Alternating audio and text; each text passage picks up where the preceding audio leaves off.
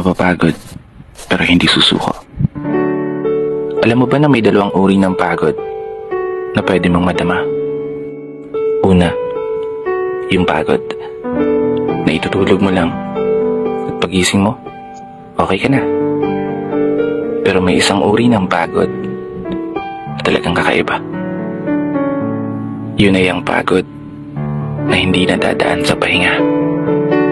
Isang pagod na magpapahiwatig kung gaano kabigat ang mga problema mong daladala. Pagod na magpapanginig ng mga luha sa mata. Pagod na magdidikta sa'yo para sabihin ayaw mo na. Mapapatanong ka na lang talaga, saan nga bang direksyon ng aking mga paa? Mga paang tila pagod na sa kakahakbang. Mga paang ngimay na sa kada tapak sa baitang ng hagdan.